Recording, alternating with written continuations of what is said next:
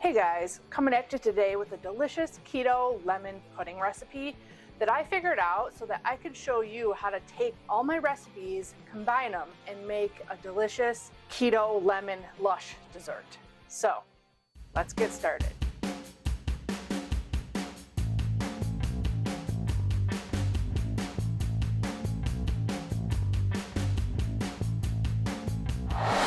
Hey everyone, welcome back. If you're new here, thanks for joining me. My name's Alycia and I'm a pastry chef with a sweet tooth. And I'm here to show you all the tips and tricks on how to make the best keto recipes possible. So if you enjoy my recipes, please hit the subscribe button down there, give the video a thumbs up, leave me a comment, share with all your friends and family. It all helps my channel grow and to bring you new keto recipes every Saturday. So when I look up a recipe that I want to make keto, there's a couple things I look for and try to figure out in order to bring the recipe to you guys. So when I looked up a lemon lush dessert, it's a lot of layers of things that are easy to make keto. The lemon pudding was the one thing I had to figure out. But when you start layering things and stacking things on top of each other to make like a high dessert, you end up building up your carb count on the dessert. So I always look at what recipes I have, what I can do to make the carb count a little bit lower and stuff like that. So this recipe has a shortbread crust recipe, which I just did a video on shortbread. I'll link that up there for you. This is going to be a test on if I can use my shortbread cookie recipe as a crust base, which I have several videos that use my old shortbread recipe as a crust. If this works, that means all those recipes that I have on my channel already using my older shortbread cookie recipe, I'll be able to do this one with. And it's a lot lower carb than my old one, which is why I'm able to make this dessert as a pan dessert, because my whole shortbread recipe is only 6 grams of net carbs for the whole thing. The second layer is just a sweetened cream cheese, which is easy for keto, but there are carbs in cream cheese. So that just adds up as you go, because then you got the lemon pudding, which if you just make the lemon pudding by itself and you get 6 4-ounce servings, it's 3 net carbs per 4-ounce serving. So it is a little bit higher in carbs because lemon juice has 8 carbs for a half cup.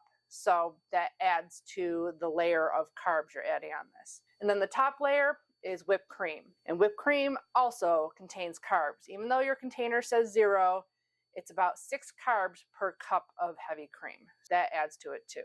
So that this recipe is 3 carbs for a 1/16 of this pan dessert. So obviously to start out the recipe, you need to make the base crust. So I'm not going to go into great detail on my shortbread because obviously I already have a video on that.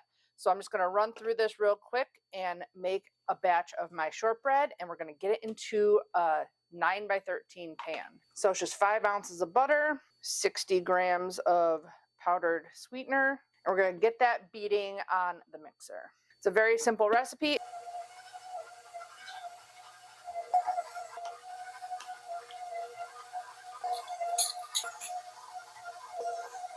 You're going to want to stop and scrape down or make sure things are getting incorporated in your bowl. And then once it's nice and combined, you don't want it super fluffy, you're going to add your half teaspoon of vanilla and your dry ingredients. And I'll meet you back here to get it into the pan. Okay, it has come together to form a dough in my bowl. I did add a half teaspoon of lemon extract also. You could probably even add some lemon zest if you want it really nice and lemony. I think if you're making a lemon dessert, you should lemon all of the layers. I also have my eggs out to get to room temperature for the pudding. So 3 eggs, and then I have my 2 blocks of cream cheese. You don't need your oven on yet because we are going to chill this after we get in the pan. But I have it on because I want to get my 2 blocks of cream cheese kind of soft so they're easy to whip up with the sweetener and lemon juice. It's always easier if all your stuff is room temperature. So I have a 9x13 pan here. I am going to spray it and put some parchment. You probably don't need that because the shortbread is so buttery, it's probably going to come out fine. But I like to lift my desserts out and cut them, so I am adding a piece of parchment. But as an insurance policy, it's always kind of a good thing to spray at least. If you're making this for at home or at a party, you're probably going to be serving it right out of the 9x13 and not lifting it out. So we're just going to take our dough and we are going to layer it in here evenly. Kind of get it spread out so it's a little bit more even. Probably be easier with not sticky hands. I'm going to wash my hands and see if that helps. If you've ever used my old shortbread as a crust, you know that it was way drier and crumbly of a texture. So it was easier to pat into the crusts, like for my mini key lime pies. Yeah, I just needed to wash my hands so they weren't sticky with dough.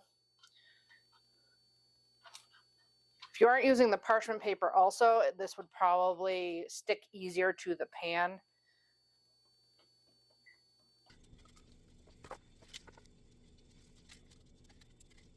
This will also be a good test because I have to make a batch of lemon bars for our vending show next week, and I used my shortbread crust for my lemon bar recipe. So I'll link that up there for you.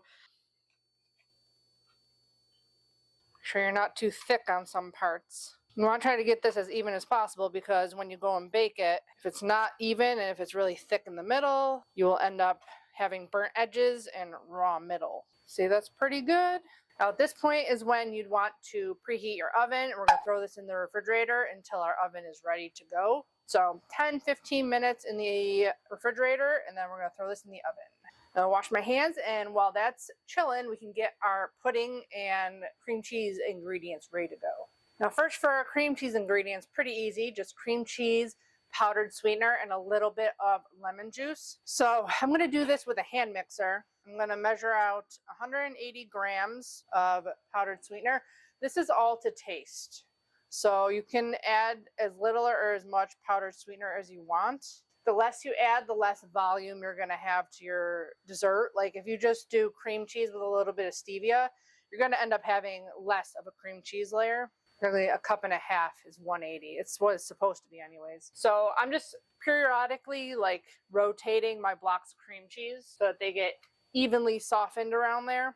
We just need 2 tablespoons of lemon juice, which is 1 ounce for the cream cheese mixture. Now I'm just going to go ahead and zest the lemon in there too. We might as well use the zest of the lemon in the cream cheese also. So I just take it and I rotate it like this all the way around. You just don't want to get the white part of the lemon. This will be linked in my Amazon links below. It's like the best thing to grate garlic, ginger, zest lemons, limes, what have you. So 2 tablespoons or 1 ounce is 28 grams. 28 grams in an ounce. This juicer will be linked below also. It's not the most high tech, but it works. If your lemons aren't juicing very well, you can always throw them in the microwave for a couple of seconds and warm them up. Mine have been sitting out, so they are at room temperature. And that's it for the cream cheese layer. Now for our pudding, which is really the most difficult part of this recipe. When you buy pudding packs in the store, it's literally the cook and serve is just cornstarch, sugar, probably some kind of flavoring, you know, powdered flavorings and stuff like that. There's not a whole lot to it. The problem is we can't use all the cornstarch. So this does work with powdered monk fruit erythritol. It probably would also work with allulose, just like my lemon meringue pie recipe. I'll link that up there for you. I did kind of a combination here. So when I went to figure out my pudding recipe, I referenced my chocolate pudding, my cook and serve, and my lemon meringue pie recipe. I tried this with a low carb milk, but what I thought would happen happened, and that is it kind of curdled a little bit. So I scrapped that idea and kind of went more for the lemon meringue pie recipe, but added a couple other things, and there's whole eggs instead of egg yolks. And I'm using the powdered monk fruit erythritol blend. You can use any powdered erythritol you want. I'm doing 90 grams, which should be about 3/4 of a cup. And I'm using only a tiny bit of arrowroot powder, less than in my lemon meringue pie recipe, because we don't want this like super jelly-like in our bar recipe. We want it pudding-like. We're doing 2 teaspoons of arrowroot or 8 grams. I always go by grams because when I'm doing testing like this, 1 gram off could change a recipe. So that's why I always weigh my ingredients. So that 2 teaspoons was only 7 grams, it says. So I want to make sure it's up to 8 grams. And you're also counting 8 grams in your macros, which Arrowroot powder is a little bit higher in carbs. So if you're counting it, you want it all in there. And arrowroot is so light that it's hard to get an accurate measurement when you're doing teaspoons and stuff. There you go, 8 grams. Now this is enough to thicken it, but not to set it as a pudding. So we have to measure out some gelatin after we get our lemon juice ready. I am gonna add a pinch of salt because I felt like the lemon flavor didn't come out super good in this. And I think adding a tiny pinch of salt would help bring out the lemon and the sweetness of the pudding. Just a pinch in there. So we're not adding any salted butter or anything to this at the end. And then we need the zest and juice of however many lemons it takes to get 4 ounces of lemon juice. Now I got these lemons and they are huge, but they were not giving a lot of juice. So that's why I don't tell you how many lemons, but how much actual juice in. I do mine by weight just because it's easier for me to see. I'm going to zest a couple lemons into the pudding and then juice them. If I need to zest more, I will. So that's it for the dry ingredients for our pudding. Okay, so we got our 4 ounces of lemon juice squeezed. We got our lemon zested. It took 3 lemons to get 4 ounces. Now, since we're not doing the low carb milk, I switched it with water and just put in a little bit of heavy cream to give it kind of a creamy pudding consistency. Most recipes called for either all whole milk or half whole, half heavy cream. This is just warm water. So we need 10 ounces of water. So 1.25 cups of warm water, 300 milliliters. And then to that, we're adding 2 ounces of heavy cream. So 1.5 cups of liquid total. And then we need to bloom some gelatin in our lemon juice. I am using grass-fed beef gelatin, which is a little bit stronger of a bloom than the unflavored Knox gelatin. So when in doubt, add a little bit extra if you're using the unflavored pork gelatin. Doing 1.5 teaspoons. The only other ingredient is some vanilla extract, and then I would taste your pudding after it's made, and if you want more sweetener in there, you can add a little bit of a vanilla stevia or just a regular liquid stevia. And just to make the whole process easier, I'm going to measure out a 1/2 teaspoon of vanilla now so that it'll be ready to put into our pudding when it's done. Okay, so all our pudding ingredients are ready. So now we have to bake our crust and get our cream cheese layer whipped up. Our crust is solid, so I'm not sure how long this is going to take. So I'll set it for 5, turn it, and set it for however many more minutes I think we need. And we'll get on to our pudding recipe because the pudding has to kind of cool the room temperature. I'm going to whisk these ingredients together because you don't want the arrowroot to be a big clump in there. You want it kind of mixed into here. I'm going to crack my eggs into something different just in case I get shells in there. When the room temperature, there's not a lot that gets left in the shell, so it's much easier. So you're going to whisk your eggs into powdered sweetener. You're going to want to whisk this vigorously to get all the lumps out of the arrowroot. Make sure you got all your corners. We are going to strain this, so if you do happen to have a lump of something in there, it will be caught by the strainer. And then we're going to slowly incorporate our milk and water. If you whisked up your eggs good, this will be a lot easier to whisk in because you won't have the stringy egg bits if you whipped it enough. I do want this to look really nice on the thumbnail, so there was a suggestion in the one to add yellow food coloring, and I think I'm going to do that just to make it a little bit prettier. I'm not going to put this on the heat until our crust comes out because you don't want to stop stirring this midway. You want to keep stirring it just like a cook and serve pudding. So that's what it looks like after 5 minutes. I'm going to turn it. So I set it for another 4 just to check it. Right now it's not really brown at all, but I don't want it to go too far either. So this will be on our stove waiting to cook. I'm just going to add a couple of drops of food coloring to the vanilla extract. And if I need more, I'll add a little bit more.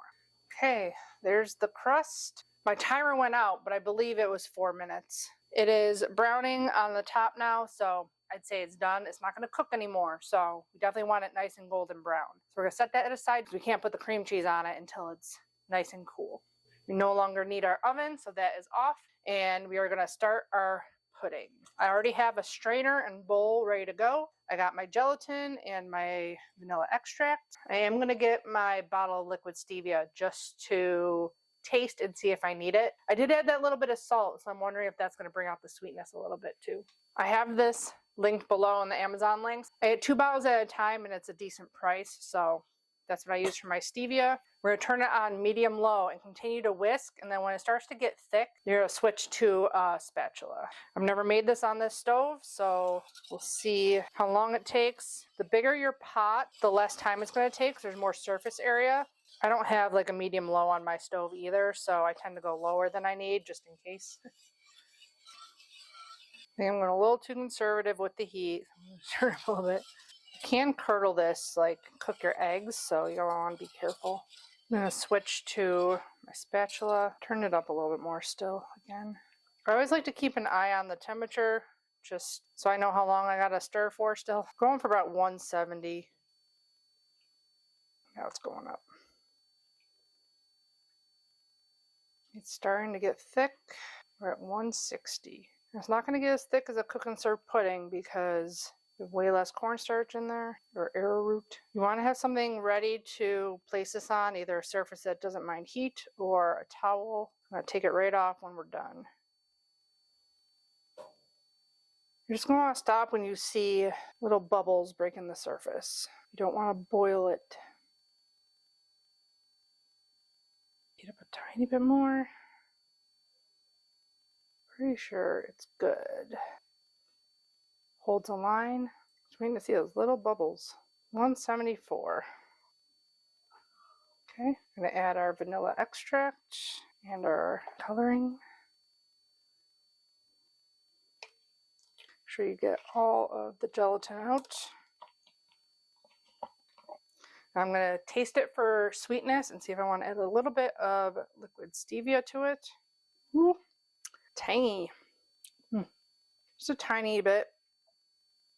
A couple of drops. And then into a strainer. Make sure you get it all out. If you like the look of lemon zest in your desserts, you can always save a little bit and put it in after you strain it. Make sure you scrape the bottom of your strainer. Make sure there's no bits on there. Okay, so you're just going to set this aside and stir it every once in a while till it cools to room temperature. At this point, we'll do the cream cheese, put that on, get it in the fridge, then hopefully 10 minutes later, this will be cool enough. We can pour it onto the cream cheese. We got our cream cheese is super soft, so it's going to be easy just to mix it in here, and then we'll beat it a little bit. And we got our lemon juice and zest, and a little bit more vanilla extract. Don't forget to stir your pudding every once in a while. Don't plop this right in there because your powdered sweetener will go everywhere. I'm just going to mix this with the powdered sweetener a little bit so that it doesn't all go flying when we go and beat it. There we go. Let's give it a beat. You can do the shortbread crust with beaters also. Stirring my pudding. Let's beat it up. Add in a little bit of vanilla. You don't have to measure this. Half teaspoon, teaspoon. Now, another thing with figuring out carbs, so I'm like, do we really need the 1 ounce of lemon juice, which is 2 carbs, into our mixture? But if I took it out of the recipe, it didn't change the macros any. So I figured, if anything, if you want a better flavor, use the lemon juice instead of, I was just going to use lemon extract, but it didn't change the carb count any. Stir your pudding.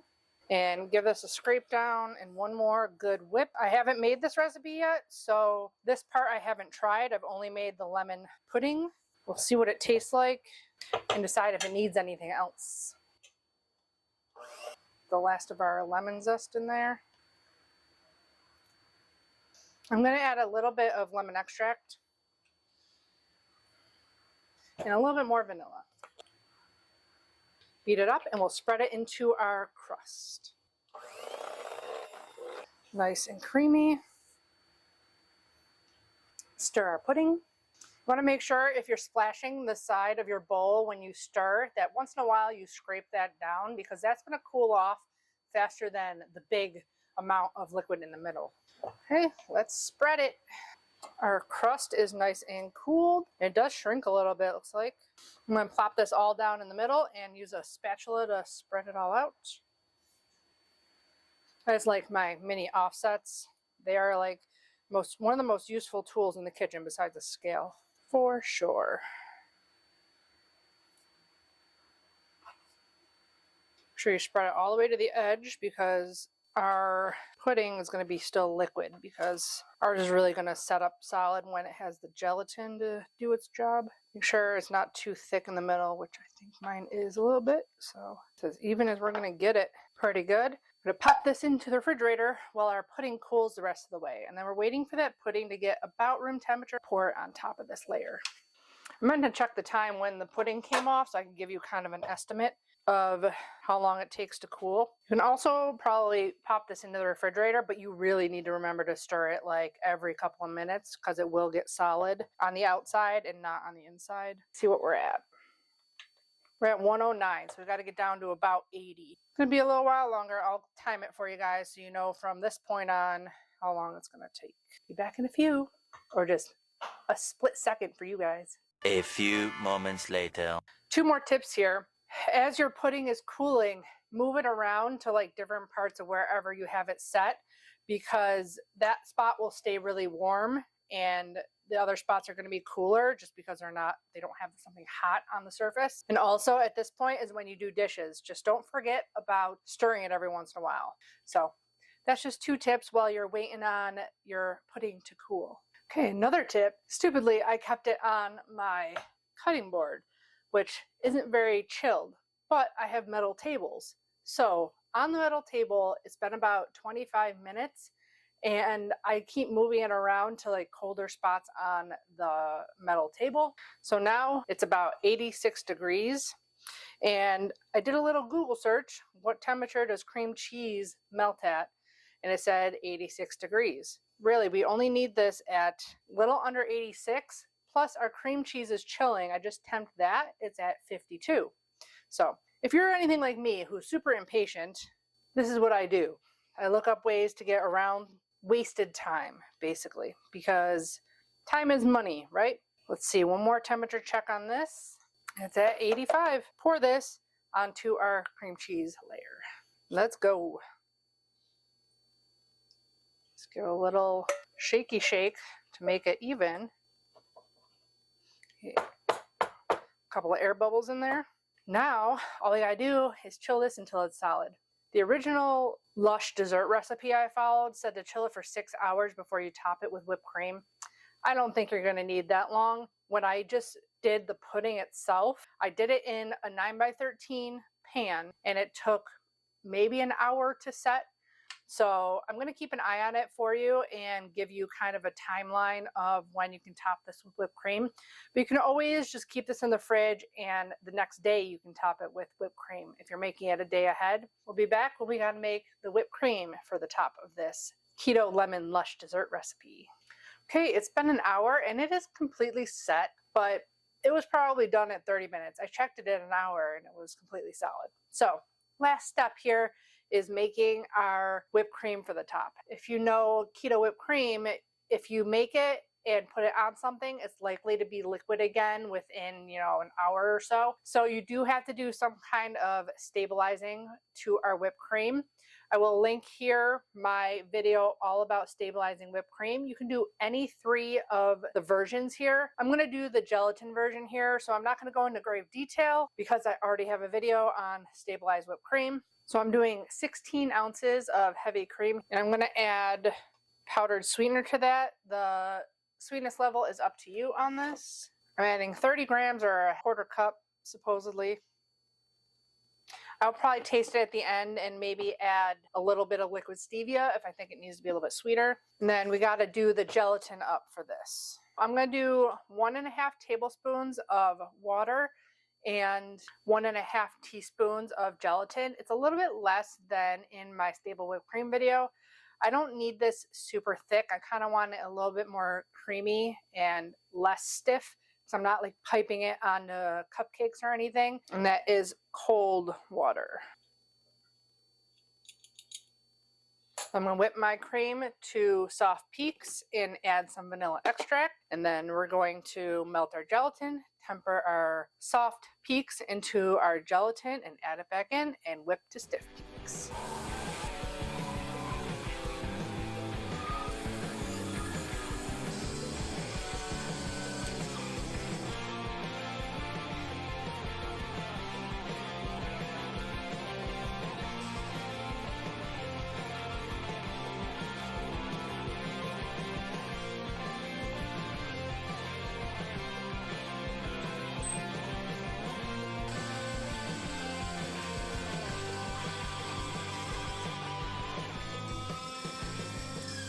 Okay, our whipped cream is all set.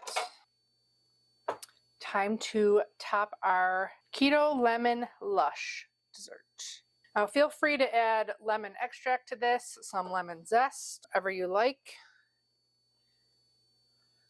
It is nice and solid. I'm not going to put it all in there because there's some like gelatin that was stuck on the sides, so that's what that was. I saw a little hunk of gelatin. You don't want that. So 1/16 of this is not going to be like, it's going to be small this way, but it's going to be pretty high. Like I don't make any desserts that are a full 9x13 pan high. So 1/16 of this is a pretty substantial serving, I'd say.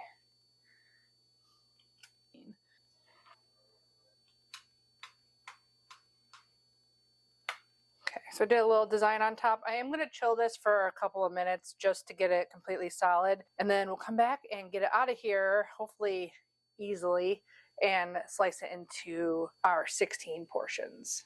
Okay, time to slice into this guy. So I did some calculations in my recipe, and if you do 16 slices, it's 3 net carbs. Even 20 slices is still 3 net carbs. If you go down to 15 slices, it's 4 net carbs. So 16 is the largest slice or portion you can have and still have it 3 net carbs per slice. I want the layers to look real nice when they come out. So I have hot water and a towel to wipe off the excess. I'm just going to loosen it from the edges. And this is my first time doing this, so we'll see how it turns out. See if it lifts up nice. Might have to get one piece out first. It's kind of a heavy dessert.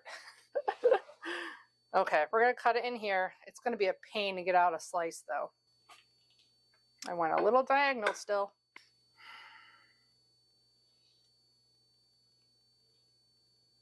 Okay, we're going to try to get one slice out of here. Don't think it's going to be easy. Now that it's cut, can I get it out? Woo! Here's our lemon lush. I need a plate. Gonna need a fork. Let's give it a try. It's nice and toasty on the bottom.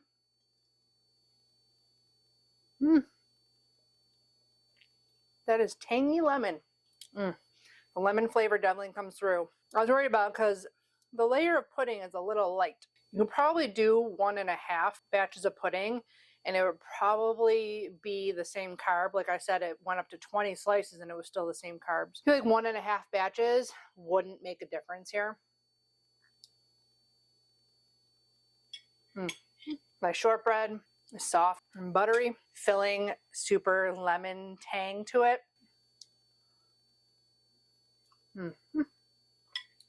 It's delicious. So I hope you guys enjoy this recipe and enjoyed learning kind of how I figure out a recipe and go about figuring out carbs and stuff on them. Now, what is your favorite springtime dessert? I'm a chocoholic, so anything with chocolate I always love, and that's the first thing that comes to mind for any time I want to make a dessert. But let me know in the comments below what your favorite springtime dessert is. I need some more ideas of recipes you'd like. Don't forget to check out the Amazon links and the blog link to the full recipe in the description box below. Give the video a thumbs up if you enjoyed it. Subscribe if you haven't already. And as always, I'll be back with more keto dessert recipes. Bye guys. Happy keto baking.